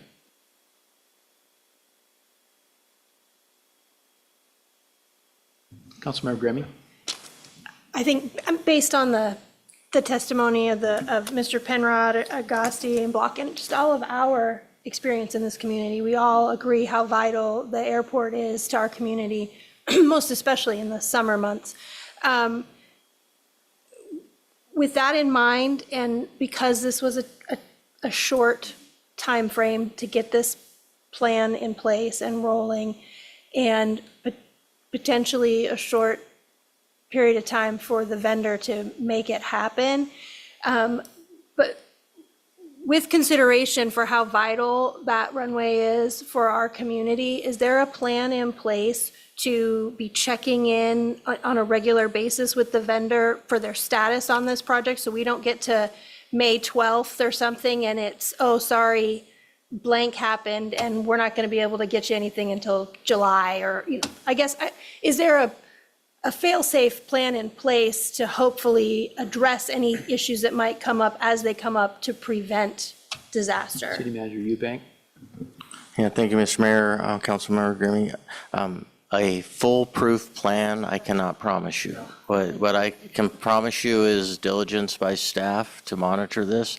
Honestly, my greatest concern right now at this point regarding timeline is potential another government shutdown that is being discussed and could potentially be looming. And if the FAA shuts down, I can almost guarantee you there's going to be a delay.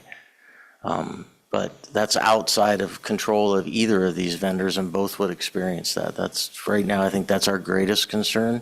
We're hoping that gets avoided, but we will absolutely, do our vigilance and work with the contractor to make sure we're staying on timeline and things are getting submitted when they need to.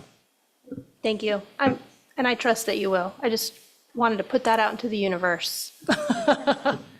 Thank you. Councilmember Daniel.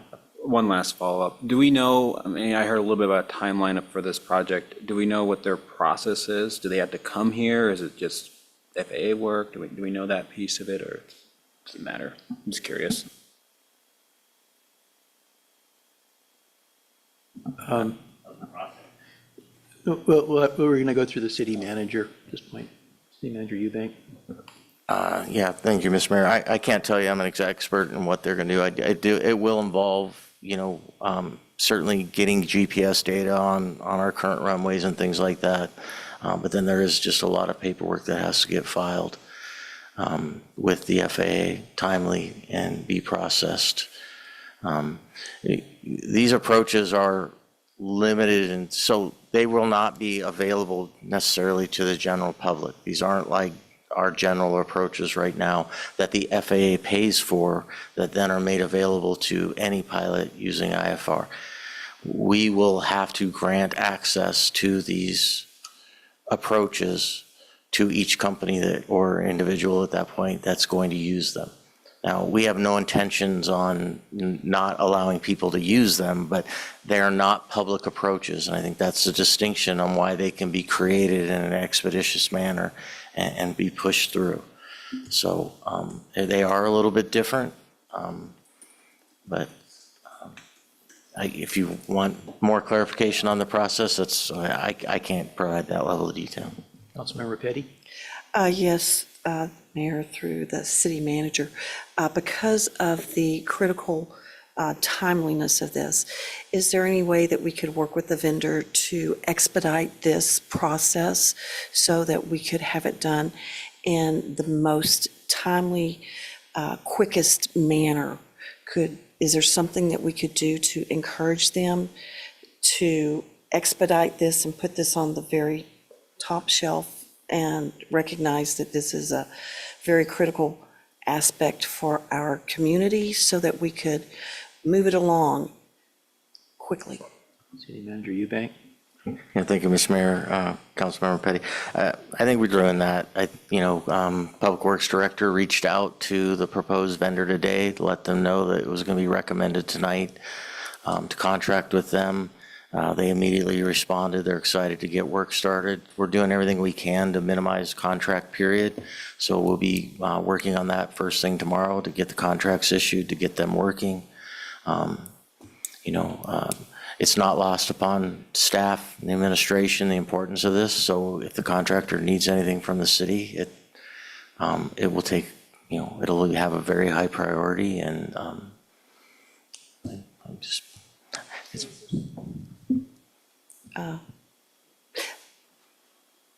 Could we offer a bonus to our contractor if we said that they got it completed in a timely manner and gave them a more robust timeline? And if they met that timeline, then we could offer them X amount of resources because of that efficiency, knowing that what you just mentioned about a possible government shutdown, I'm praying against that. But I think it would behoove our community if we put a bonus in there if they could expedite this and get it done by, let's say, April the 30th. City Manager Eubank, is there a possibility for change order at some point if you wanted to do that? Yeah, thank you, Mr. Mayor, Councilmember Petty.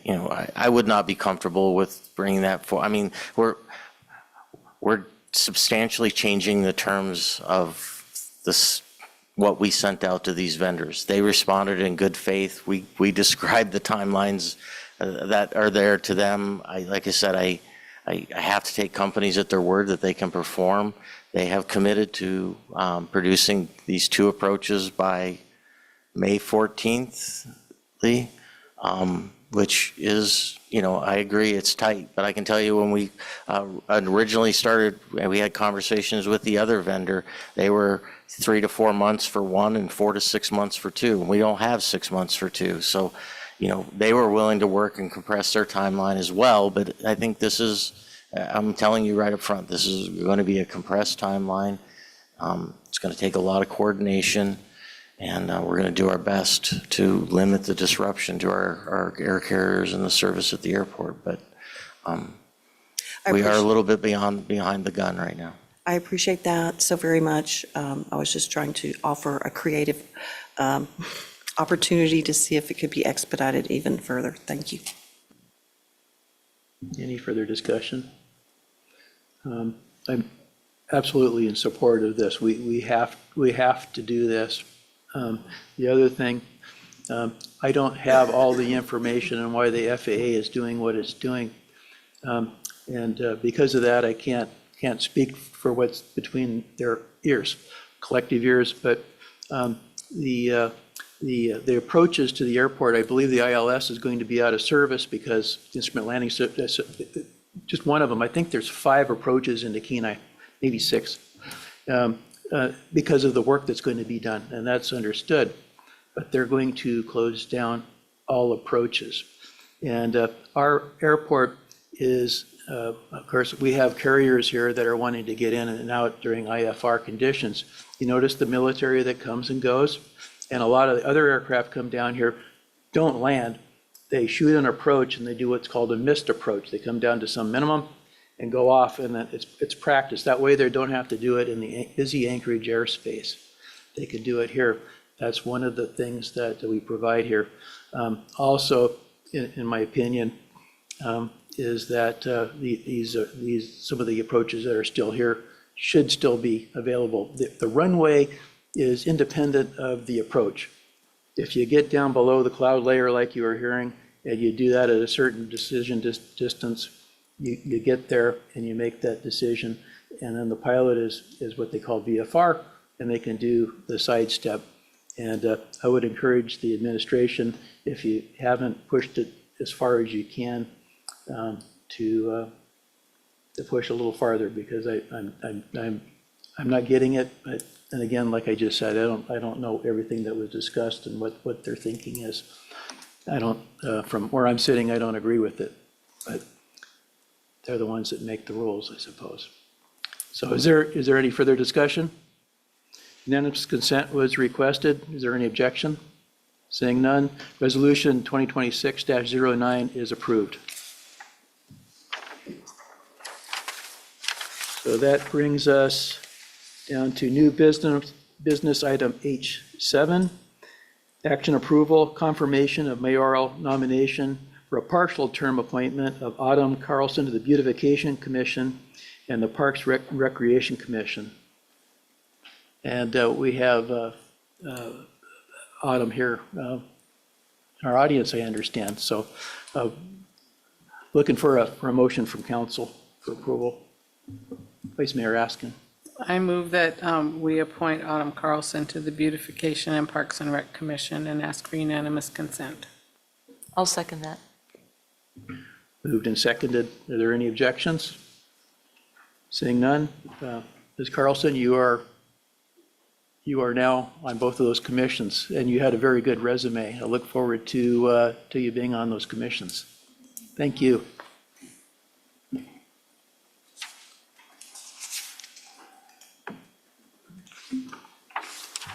Now we are on item H8, action approval authorizing the use of city facility people counter cameras for operational and safety purposes, brought to us by administration. Pleasure of council. Vice Mayor Askin. I move we authorize the use of city facility people counter cameras for operational and safety purposes and request unanimous consent. I'll second. Moved and seconded. City Manager Eubank, you want to explain how we're going to be utilizing these cameras before we discuss it? Yeah, thank you, Mr. Mayor, members of council. So during the COVID-19 pandemic, or however you'd like to describe it, the city utilized some of its CARES Act funding for the installation of, make no mistake, these are cameras. So these cameras through software have the capability of counting individuals coming into a facility or leaving a facility. At the time we installed them, the main purpose for installing them during COVID was to monitor occupancy in different facilities. So they were installed at the Kenai Senior Center, they were installed at the Kenai Rec Center, and they were installed at our Visitor Center. At that time, this is my opinion, but council was concerned about the lack of maybe public involvement in the installation of cameras, and council restricted the use of those cameras until council gave other direction to only being used for people counting. I have had interest from some staff, and this is predominantly at the rec center, to utilize some of these cameras for other purposes now. Unfortunately, with the number of people that are in and out of there, we have certain things that happen, security things, and, things that they feel like cameras could be a deterrent for. And in order for us to do that, one, we need council's approval to start using them beyond just for counting occupancy. And two, passage of this tonight does not mean those cameras would be turned on to be used as cameras immediately. There would be licensing requirements that it would have to be met.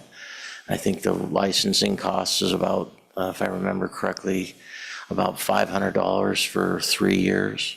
So departments are going to have to find that in their budgets as well. But this would allow us to use cameras that are currently installed, completely capable of being used for security purposes and other types of things.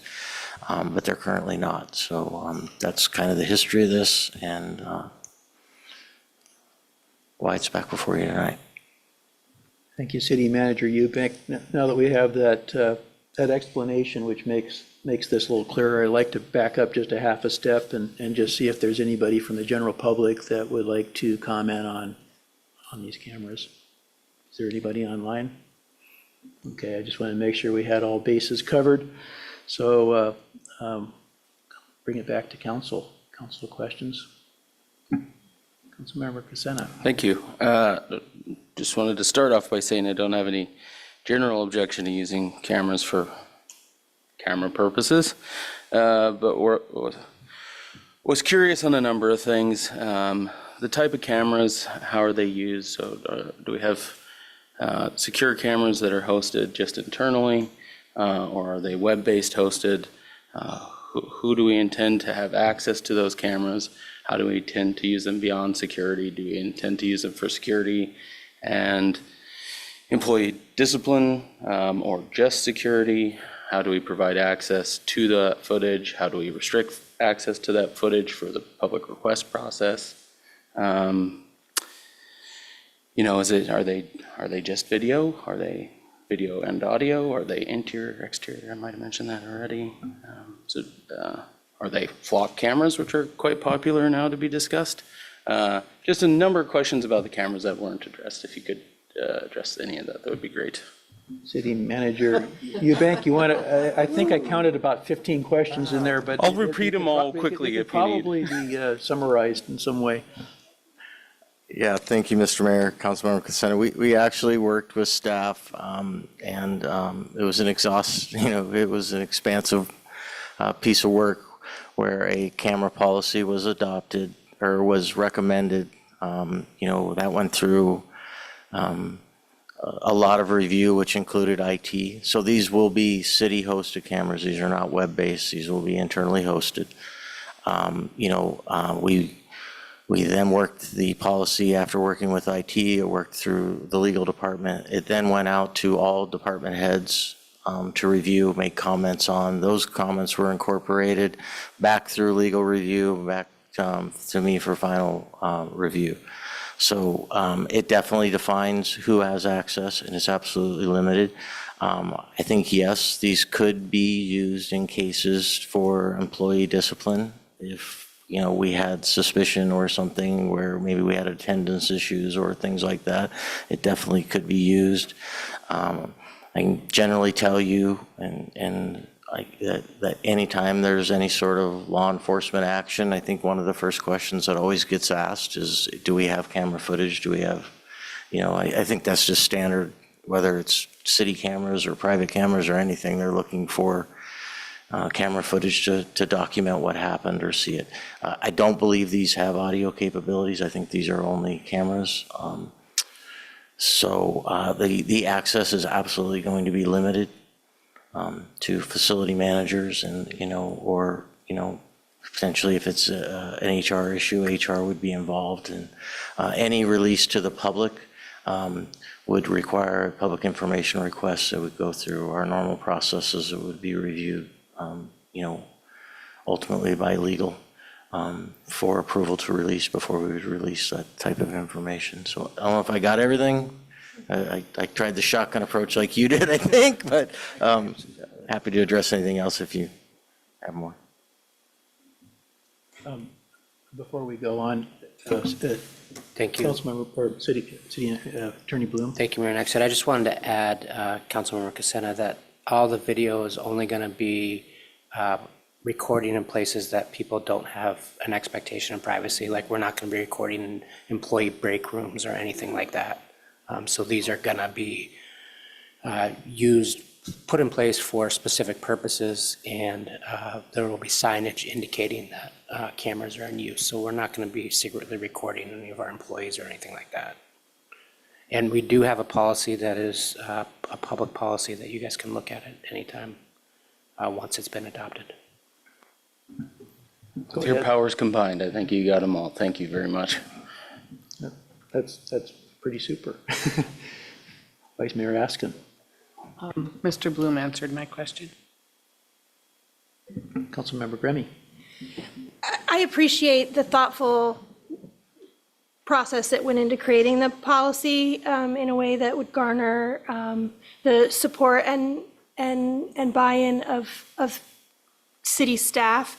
And I am in support of anything that gives us the ability to increase and maintain the safety and security of city staff, city residents, city property and buildings. And I mean, when you're in a public place, in a public space, there's an expectation that what you're doing is publicly viewable. So I think, and I would say in my professional career, I'm betting I've read more police reports than my counterparts here, and you're right. I mean, the question now is, was there a camera? Was there a security camera? Was there a ring cam? Was there a game camera? Was there any cell phone video? And I think that would give us the ability to protect not only our staff and our residents, but our city property as well. So I think that this is a great way to sort of reuse a resource that we already have that was provided to us for another use. And as our needs have evolved, we're going to take advantage of what we already have. Any further discussion? I concur with Councilmember Grammy on that. And the drive here from home, there's probably a number of cameras that I'm unaware of. If I had to stop by the grocery store, they're everywhere. Certainly in the bank, all these other places. It's always assumed that you are being anymore, it's kind of a normal thing now. So it would seem like this would be a reasonable thing for the city to do, just for the reasons that were stated. If there's no further questions, unanimous consent was requested. Are there any objections to unanimous consent? Seeing none, item H8 is approved. So that brings us down to item H9, open discussion item regarding the International Pacific Halibut Commission, that's the IPHC, proposed fisheries regulation reducing sport cod halibut in Alaska from 2 fish to 1 fish per day, brought to us by Grammy and Askin. So one of you two want to, Councilmember Grammy?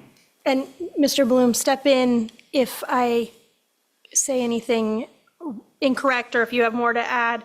I guess the short of it is the IPHC had their meeting on Monday to consider reducing the number of halibut that fishermen are allowed to take from 2 to 1. There is question and discussion as to whether or not by the state Fish and Game, whether Fish and Wildlife, whether IPHC has the authority to actually make that choice or not. But regardless, it's on their plate to consider. As I understand from Mr. Bloom, they're going to actually vote on the issue tomorrow. Originally, Ms. Askin and I had intended to ask the council to send a letter of support to not change this limit from 2 to 1, but their meeting occurred before our current meeting. So what we would request is that I think essentially we just are keeping it in mind. If this comes up again through IPHC or another organization that does have the ability to make this decision, that we as a council consider issuing a statement of support and not changing the limit from 2 to 1.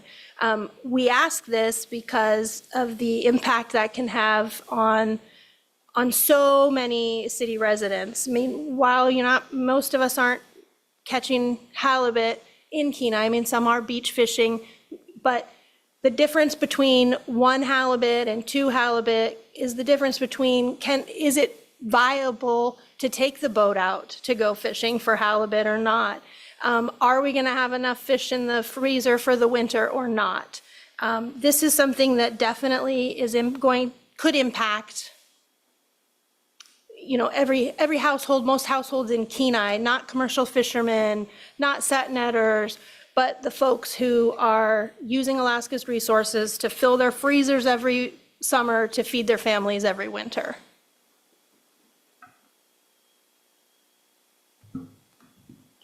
Vice Mayor Askin, did you have anything you wanted to add to that? Yes, my other concern about this is that this is being brought by the commission, not necessarily as a consideration of the population or abundance of our fish, but as a way to help the commercial side gain more fish and at the expense of our citizens and our sport industry. Any further discussion? Councilmember Daniel. Sorry, I'm going to jump in there. Oh, Mr. Bloom, go for Oh, it. I can just, I was just going to add a little bit. Yeah, so this was brought to me by Councilmember Grimmy and Councilmember Askin. The deadline to provide comments was last Sunday, so we couldn't provide comments. It's sort of like a Board of Fish procedure that you guys might be more familiar with, where they accept proposals. So this was a proposal from a longline fisherman group, actually based out of Seattle. And, you know, one thing that I think the city has consistently done is made its decisions in support or against of fishery decisions that affect our residents. We've always said, you know, we promote science-based decisions. And if you read this proposal, there's no science in it. And so I think that's opposing this, if it comes down at some point in the future, can be consistent with past practice of the city when we have weighed into fisheries issues. Councilmember Daniel. Thank you. You beat me to it, Mr. Bloom. That was what I was going to ask. What's the science say? Because that's historically how we've done it here. So yeah, I would, depending on how this plays out, I'd definitely would like us as a body to see the science and consider, if this comes to pass, to push back against it. Any further discussion? Thank you for bringing it to our attention, and I did read a little bit about it after I saw this on the agenda here. So I think hopefully next time, if something like this happens, we'll have an opportunity to get a resolution forward. So if there's no further discussion, I'll move on down to commissioner reports. Council on Aging, Vice Mayor Askin. Thank you, Mayor Nexted. Council on Aging met on January 8th. We had a bare quorum, and the only thing that was on their agenda was to review the work plan and to go forward with the 2026 work plan. And the two most active people that were working that report weren't available, so we postponed until the next meeting on February 12th. Thank you. Airport Commission, Councilmember Sonart. Or did somebody cover that for you? I covered the Airport Commission while Ms. Sonart was watching the Canes play. So the Airport Commission met on January 8th. They re-elected Glenda Feakin as chair and Paul Minolga as vice chair.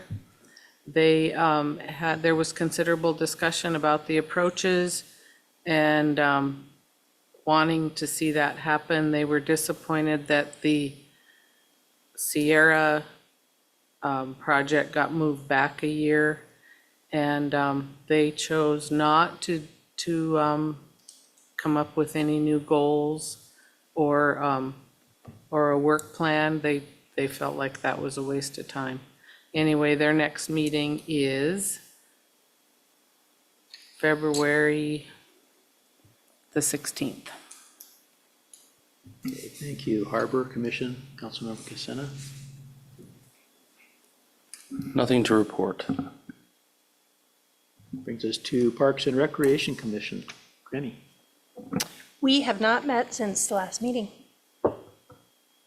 Okay, Planning and Zoning Commission, back to Casena. The Commissioner Keaton was elected as the new chair. Commissioner Dothett, newly returning commissioner, was elected as vice chair. The commission also had a fairly short agenda and reviewed one CUP for an auto shop off Fathom Drive for the second meeting in a row. And after a long deliberation, voted against. And their next regular meeting is scheduled for January 28th at 7 p.m. Okay, thank you. And finally, Beautification Committee, Councilmember Petty.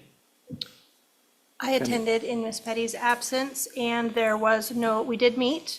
On January 13th, there was not a quorum, so we didn't have a meeting, and next meeting is scheduled for April 14th. Thank you, and I appreciate everybody covering for each other, too. So that brings us to the report of the mayor. I just have a few things. Last Thursday, we met with Salamanoff Tribe, and I thought that was a very, very productive meeting. And I look forward to having further meetings with the tribe as we go forward. After our meeting that evening, there was a fire at the Salamanoff Lodge on the south side of the river. And it was a pretty nasty night, and our fire department was there, and they brought in other I'm probably taking some of the city manager's steam here, but other fire departments were there too. They were able to contain it to a couple of structures that weren't exactly the lodge, and were able to save it in very difficult conditions. And they were there all night with that. I think they had the fire under control by 1, something like that. And so shout out to our Kenai Fire Department, for what they do daily, but in particular that on that night.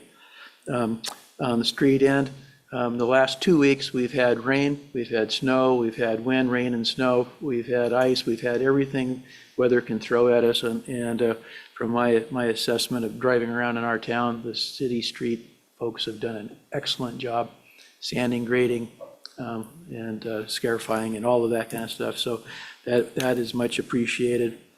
The last thank you I have is for our clerk.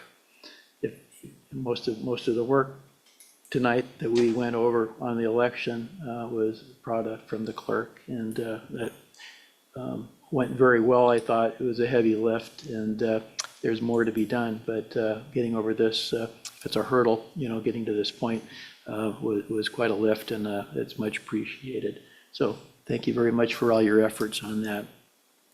And I guess the last thing I have, and it's just kind of a more of a statement, is the Challenger Center's there. I'm certainly hoping we can come to a resolution on what we're going to do with that building soon. I don't like having any building empty. It's not good for it. And if we can come up with what we're going to do with it, we have to also probably come up with where we're going to get the funds. So the sooner we arrive at that, the better. So that is end of my report. So that brings us to administration reports. City Manager Eubank. Thank you, Mr. Mayor, members of council. I'll start with some staffing and recruitment. So we're excited to welcome Chandra Mayu. Did I say that rightly? Chandra is going to be the city's new building official. She will start the first week in February. So I think she's going to fly up here, work for a period of time, and then navigate the move when roads and things are probably more conducive to it for her. So looking forward to her starting. Today we made 3 conditional offers of employment. 2 were to utility operators to fill 2 vacancies we have there. We also have made 1 conditional offer to a janitor. Active recruitments right now, the airport manager, we're recruiting a firefighter, a part-time driver for the senior center, and we also have some other janitor vacancies that we're recruiting for. I did want to recognize the officer and dispatcher of the year. So these are internally generated awards. These come from their peers. So all the folks at the police department and dispatch nominate for an officer and dispatcher of the year. For 2025, Chad Larson was named officer of the year, and Jen Savley was named dispatcher of the year. Both were recognized for their professionalism, dedication, and positive impacts on the department. We want to congratulate both of them on well-earned recognition. Last week, Senator Sullivan's office organized a housing briefing where we had a number of federal agencies we all met by Teams, Zoom, some online. mechanism and discussed different funding options and things that each agency has available to it. And we really appreciate Senator's office organizing that for us and staff. There's quite a bit of activity going on right now as far as potential development in the city. We've got a number of different lease applications and purchase applications that staff are working through. We'll definitely be able to, I don't know that we've deemed any of those applications at this point complete. We're working with the applicants to cure some deficiencies, and once complete, we'll definitely report to council on those. Next month, February 18th, our planning director, Mr. Bootner, will present at the Chambers. The Kenai Chamber is hosting a chamber business symposium, and Mr. Bootner is going to be speaking to that group and doing a presentation. Appreciate the mayor's lead-in for this. I wanted to let council know that we did get a quote from the architect who did the public safety assessment project for us. We do have a quote now to do the analysis on the Challenger Center and look at that as a possible solution. I'm happy to say that we have enough funds remaining in that project, don't need additional funds to award that. Time-wise, I think once we get everything in place, he's looking at 30 days, we're hoping. So I think we'll continue to move forward with that. In the meantime, we are beginning to work and prepare the request for interest that we potentially will issue. We've chosen to not issue that request for interest at this point in time. I don't want to be disingenuous to anybody that might provide a response to that RFI if we're going to then in turn just internalize it and use it for public safety purpose. So we want to get through that analysis first and decide if that's a viable solution. And if not, then we'd absolutely will continue to work towards issuing the RFI. The mayor also mentioned the Salamantoff fire last Wednesday night. Really do appreciate the efforts of our department. But both CES and the Kiski Fire had crews and apparatus there. The biggest hurdle over there, biggest challenge on that side of the river is water. It did not take long for our department to exhaust the water that they have in both of our engines upon arriving on scene.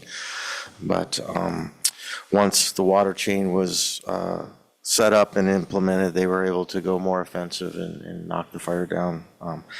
But it took the work of a lot of firefighters, not just the cities. I also like to give a shout out to our street department that was called immediately once they got over there, responded with sand trucks trying to provide a lot of sand on the route to get water. I do believe we still ended up with a couple of apparatus in the ditch during the night. It was just horrible conditions, but I think they did an amazing job. There is some loss over there, but they were able to spare the major structures over there at Salamantoff. I did talk to Chris Mumford the next day, and they're definitely disappointed, but I think it was one of those things that was as good as it could have been considering the situation. So they're very appreciative of the department. The mayor did mention our roads. I got to give a shout out too. I mean, our roads, our crew does an amazing job here in the city. I don't want to leave out the airport too, because the whole time we're out there plowing roads, trying to keep that open. We got a crew of individuals out there on the airport trying to keep our runway open, and they did an amazing job. And so I think we got some great city employees, put in a lot of hours and really care, and I think it shows in situations like that. With that, I'm happy to answer any questions. Any questions for the city manager? Councilmember? Thank you, Mayor Naxted. A quick question on the proposal or contract for reviewing the Challenger Center. Are they going to, what's the scope of work? Is it just looking at that one building, or if they go one direction or another, would they make a recommendation for the existing facility, or do we know what the scope is exactly? City manager? Thank you, Mr. Mayor. Lee, would you mind, you quoted it to me today, but I can't say it again. No problem. So the architect's essentially going to use the analysis they did to look at the space that we would be doing if we were to construct a new facility for either one of the departments, a fire or police, and kind of plug down the needs assessment we did for space requirements into that facility. So analyze it for police, analyze it for fire, see if either one makes a good fit to go into that facility with the minimum number of modifications. Obviously, if we went with either department, we'd be looking at building garage space out there, those types of things. So just kind of looking at it overall, the building, which one possibly makes sense if either of them do to move either one in there. Once we would do that analysis, then we could be looking, what do we do with the other? Does it make sense to move both over there? And just kind of seeing what the economics most make sense to move forward from there. Thank you. Any further questions of the city manager? Thank you, City Manager Eubank. Attorney Bloom? Thank you, Mayor Naxted. I have nothing, no comments, but I'm happy to answer any questions. Any questions for Mr. Bloom? So we can kind of come up with something. Guess not. City Clerk Sainer. Thank you, Mayor Naxted. Nothing to report other than thank you for the acknowledging the work on the election. The work has really just now begun. Thank you. Any questions for the clerk? Thank you. So that brings us down to additional public comments. Are there any members of the public who would like to address the council at this time? So it would be an opportunity, anything that's on your mind or anything that we've discussed this evening, if there's anybody here or online. Okay, seeing no one, that brings us to council comments. Student Rep Bowling, you're up. Thank you. Good evening, Mayor Naxted and council members. We haven't got much tonight, but we would like to thank Councilmember Grimmie for visiting our leadership class. We had a wonderful time and enjoyed hearing Ms. Grimmie's story and gaining insight into what and who a local leader is. Because of council members Cassena and Grimmie, multiple students have expressed their interest in applying to commissions in the future. KCHS baseball and softball are now starting up. We look forward to a strong season. Thank you and have a good night. Thank you for your report, Councilmember Grimmie. Thank you. I was glad to be part of the Salamatov Tribe meeting last week, and I wanted to thank Madam Clerk for, even though my mother's internet wasn't cooperating, thank you for having Zoom set up so that I could still participate while I was in Fairbanks helping my folks. I appreciated still being able to participate from afar. I am looking forward to KCHS basketball, the So High Tourney this weekend, tomorrow through Saturday. I did enjoy my trip to visit KCHS leadership class last week. They asked some great questions, and he already left, but I wanted to thank Evan Rhodes, Cub Scout, that was here. He needed to observe a city council meeting to complete his community badge. My son is an Eagle Scout. He did his project for the city of Kenai. So scouting is near and dear to my heart, and I'm really glad that he's choosing to be part of his community by observing our meeting tonight. Thank you, Councilmember Cassena. Thank you. Yeah, unfortunately, I missed the work session last week, so I was doing nothing but working on my government budget for the year. So thankfully, that draft is done. Other than that, I got to travel to Seattle last week to cheer for the KPHA 12U girls hockey team, who competed at the Seattle Voyagers Cup tournament and took third place. Consisted girls teams across the Northwest and Canada, so it was pretty cool to see.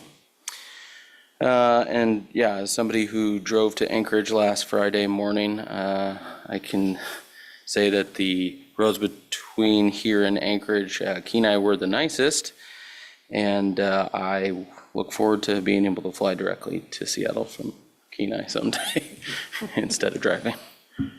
Yeah, you're here. Councilmember Petty. Thank you, Mayor Nackstead.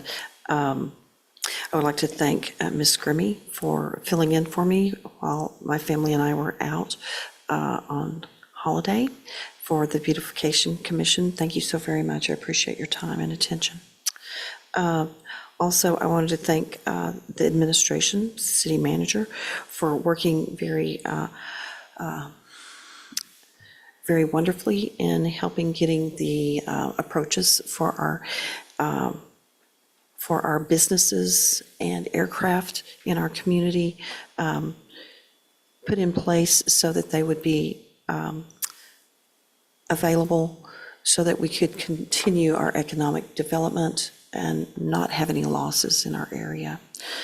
I'd also like to thank the city clerk for all of her efforts in putting forth for this special election and encourage all of our community members to take this very seriously as we move forward in that election. And I wish you all a good night. Thank you. Thank you for that. Councilmember Daniel. It's been a long evening. I'm just going to say no comment tonight. In and out. Okay. Councilmember Sonard. Thank you, Mayor Nackstead. I too would like to thank our group of employees, the City Street crew. You guys are amazing. You've done great work. So thank you. And I'd also like to thank our clerk for all the work she did on this special election. I know this is kind of just the beginning of the work, because once the election gets closer, she's going to have her hands full putting that together. So thank you in advance. I'd also like to thank Vice Mayor Askin for filling in for me at the airport meeting while I was at the Fiesta Bowl, literally, and I had like one bar on my phone and I could barely get out a text in that stadium. So there was no way I could have zoomed in. So anyway, thank you. And I enjoyed the tribal council meeting last week.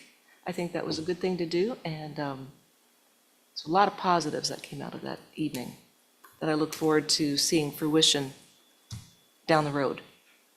So with that, I'll just say good night to everybody. Thank you, Vice Mayor Raskin. Thank you, Mayor Nexted. I too want to shout out about the roads. I was driving in Anchorage last Tuesday morning, and the roads are so rutted. You know, everybody does the low rider thing through the intersection. But I was driving down C Street and I saw a police car with the lights on, and I thought, oh, they just pulled somebody over. There was a Jeep laying sideways in the road. It must have tried to take the road too fast and tipped it over. So our roads are awesome compared to what they've got going on up there. I appreciated the cooperativeness with the Salamantoff Association in our meeting and look forward to some good things happening there. I watched the glow of the cannery fire that night. I was happy to hear that there wasn't more damage. Congratulations to Officer Larson and Dispatcher Sadley. And I'd like to thank the airport manager and administration for their work on the approach contract. You guys like hopped too. That was a pretty big thing. And thank you to Shelley for her work on the special election. And that's all I have. Okay, thank you. We have no executive session or pending items, so we are at adjournment. Thank you.